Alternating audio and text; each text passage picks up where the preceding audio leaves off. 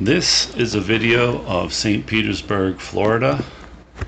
It is about 100 miles from Orlando and about 250 miles from Miami, and it's right off of Tampa. It's kind of a peninsula on a peninsula, and specifically this video is going to drive around through the area of downtown St. Petersburg along the waterfront and along the parks along the waterfront.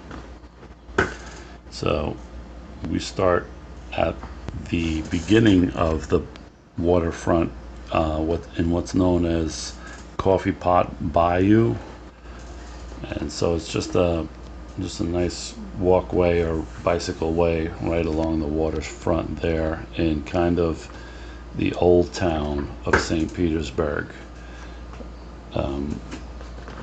The streets here there's cobblestone streets, and the houses are really old, some of them from the 1920s, and they have their own little docks across the street from their house, their own private docks where they can dock their boats. On the other side of the water is Snell Isle, and that is a very, I guess, kind of exclusive area in St. Petersburg. You see the really big houses there on the water, a lot newer than the old town stuff, and a lot of athletes and famous people, I guess, live there. A lot of baseball players, basketball players, football players. Snell Island also has a golf course, I believe, and was started out, or they started developing it in the 1920s, as far back as then. So anyway, this walkway here is really popular with everybody, and not people just from this area. I'm not from this area, and I come down here all the time to walk or ride my bike. People walk their dogs or whatever.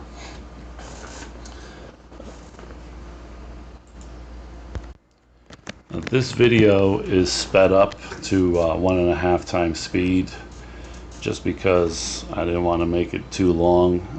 You could get a really good look of the whole waterfront and downtown area without spending 40 minutes having to watch a video.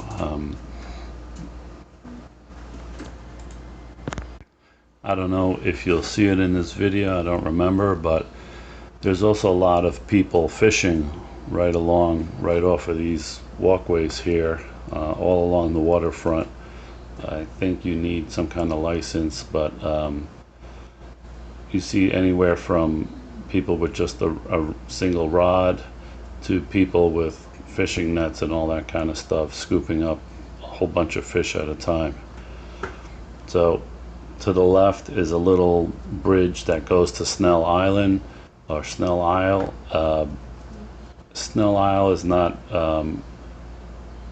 completely separated from the mainland. There is a piece that's connected to St. Petersburg, so it's not completely an island.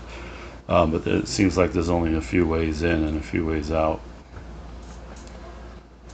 So what's weird about these docks over here is the gates that they have locking them up.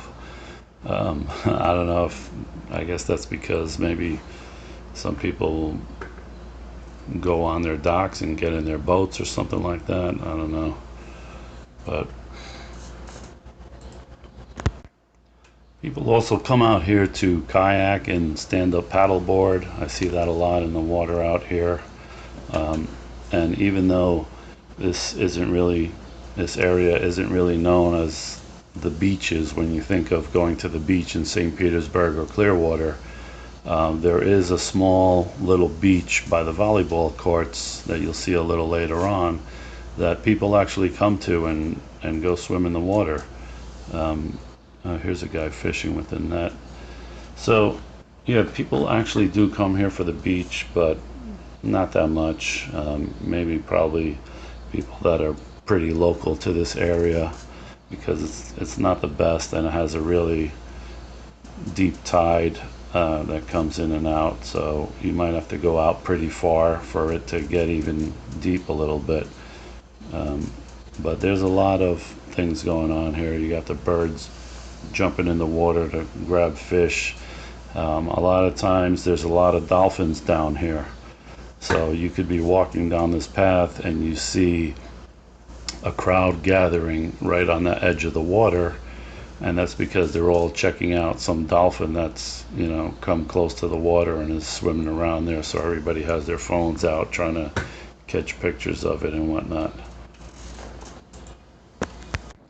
I also see a lot of big soccer games here, and I don't mean organized. I mean, you know, people coming on the lawn here, maybe 20 people or so playing soccer, or really big picnics and things like that, get-togethers. A lot of people doing yoga, like having classes out here right on the grass for yoga classes and other gymnastics and things like that. So here you can see the water is really low tide right now, so it's really gone out pretty far. But people hang out in the hammocks all day long. There's really good palm trees and things like that. There's their own little outside gym, a permanent gym over there that anybody can go to. There's, of course, bathrooms and water fountains and things like that right there. And here is the volleyball court. And right now there's not a lot of people playing, but it really does fill up, especially after work and late into the night. They have lights come on at night, and I don't know if there's tournaments or whatever, but it's pretty organized. I think there's even a website where you go to sign up to reserve your volleyball court or whatever. So over to the left is kind of the beach area where people do come out to the beach, but also people go wade right into this water to fish also. So everybody's out here, but right now it's low tide, so you have to go out really far. And off to the right is a pool, public pool, I guess. There's always swimming classes there and swimming tournaments and things like that. So I think it's more geared towards people that want to compete and take classes and things like that. It's not really just for leisurely swimming, at least from what I've seen. So you always got here the guys with the nets trying to catch the fish. I talked to some of the fishermen, and what they tell me they catch, because I don't know anything about fish, is they catch mullet fish, and they just throw a net, and I think it's seasonal, but they throw a net either from right on the edge of the water or from a little boat that they have, and they catch quite a lot. I've seen them throw a net and catch what looks like, I don't know, 50 or more fish in one shot. So that's pretty good. From what they told me, they sell a lot of it, and something like, they used to get something like $3.50 a pound. Now it's only like $1.30 a pound. I don't know why that is, but that's what they said. Those cranes that you see to the left, I don't know if you could still see them. They are building out the pier of St. Petersburg. There was something there before, and they took it down, and I think they're extending it, and it's going to be a pretty big project, and I guess they're hoping it to be some kind of focal point for downtown St. Petersburg, some, you know, really big tourist kind of attraction, maybe just a place with a bunch of shops and restaurants and things like that. So here is the marina. A lot of pretty big boats are out here. A lot of people come out here and just hang out on their boat. I've seen it. They just bring their friends, hang out on the boat, play some music, and don't even go anywhere sometimes.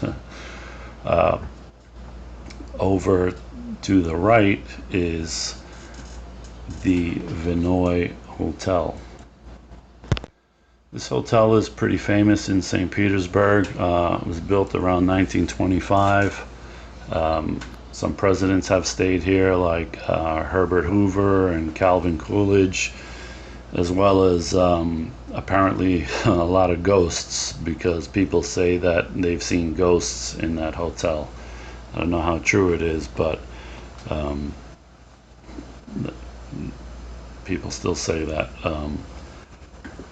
So it it has been closed since the 1970s and was refurbished in the early 1990s, and now I think it's owned by Marriott, and it it's a pretty nice place, high end, and there's a lot of weddings and events there. Every time I'm walking through this little park over here, I always see wedding parties taking their photography pictures, professional pictures against the backdrops they have here, because it's some really nice scenery. You have these really old trees to the left. So it's really nice scenery. It's a good area. Everybody likes to come down here, and so a lot of events are at the Vinoy Hotel. So this is the little downtown area here, that a lot of tourists come, a lot of people that want to just hang out for the day, they come down here, walk. There's restaurants, there's museums, and it's really the kind of the high-end place of St. Petersburg. There's St. Petersburg by no means is all looks like this, with nice high rises and nice restaurants. There's some really sketchy areas as well, so I don't want to just sugarcoat it that everything looks so nice like this. It doesn't. To the left is the Museum of Fine Arts, and it's a pretty nice place. I've been there. Has a little bit of everything. Anywhere from Monet to, I guess, more ancient Roman and Greek stuff and things like that. So it's definitely worth a visit to check out. It's not the Metropolitan Museum of Art or anything, that kind of size, but it's still definitely worth it if you're down here. So now I'm taking a little bit of a detour from the main street and heading down the street where the pier is and where all the construction is going on. Like I said, where they're gonna pretty much reimagine the pier. I don't really know what was there before. I think it was just maybe one restaurant. So they've been talking about this for a few years now, since I've lived down here, about what it's going to be, and I'm not sure they're even sure if they've decided on anything yet, but they are, I guess, maybe building it out a little longer or wider or something like that. But the work is constant, because every time I'm down here I hear the machines pumping in pylons into the ground and things like that. So it's definitely been going on for a while. So, and there's a nice view of St. Petersburg from the pier and Tampa Bay and everything. So it's going to be a nice place to come and visit and check out the views and maybe have a drink or something to eat. So this is the view from there, and I'm gonna cut back to where I was before. So now I'm back on the main street here. I think it's called Ocean Drive, where all the restaurants are. So this area down here, it does have a few bars and things like that people come to hang out at night, but it's definitely skews towards an older crowd. It's not the college kids, it's more like 35 and above, all the way to 60s retirees that live down here and get out of their Rolls Royce from their garage and drive it 2 blocks to park in front of the restaurant and and eat and hang out. So yeah, it's definitely skews a little older. The area that I'm going to ride by next is definitely the younger area that has all the bars and even clubs and even a live venue. So it's definitely a lot of young people on the weekends. It's really packed.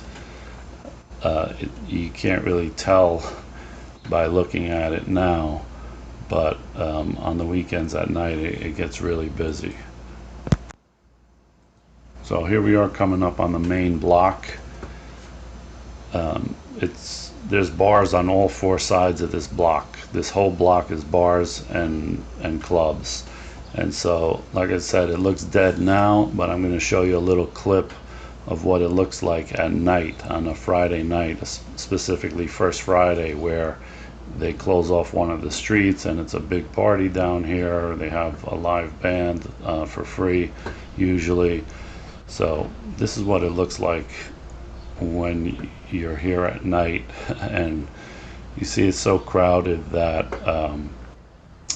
people are spilling out into the street even. you know, the sidewalks are so packed, the lines for the club is really long and everything. So it's a total different look from the daytime. Now this park on the right is Williams Park, and it's a nice park, but it's mostly a lot of street kind of people, homeless people. I think one of the few bus lines end up here as a last stop, so a lot of the homeless people get out here and hang out in the park and a little bit around this area here.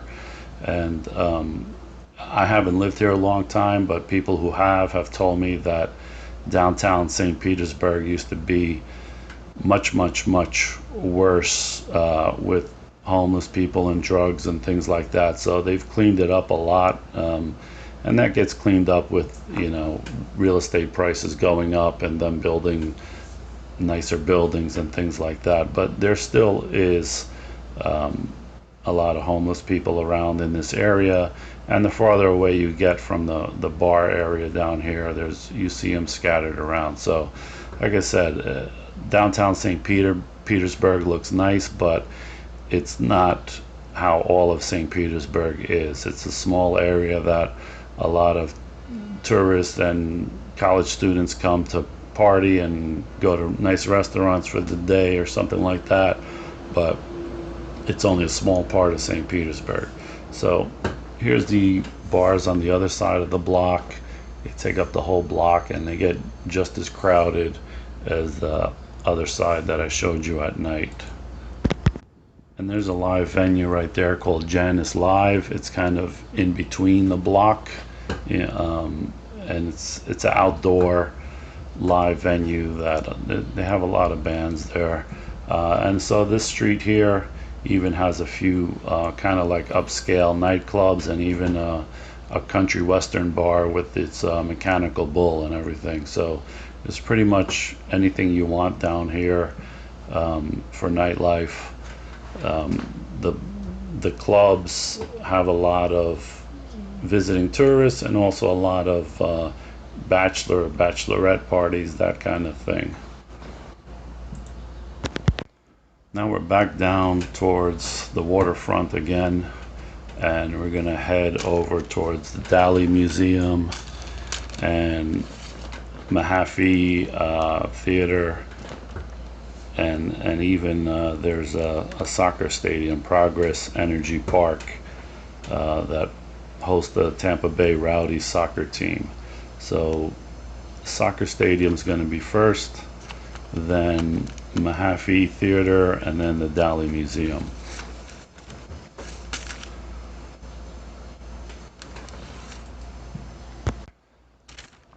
So a little bit about the Dali Museum, which I think is pretty awesome. I've been there. The building itself is cool enough just to visit, but inside, the Dali Museum was built in 2011, and it has the largest works of Dali, and actually from the tour guide told me it's Dali, not Dali. So anyway, Dali has 96 paintings and has the largest works of Dali outside of Europe. The biggest museum of Dali is one I guess he built himself or started himself in Spain.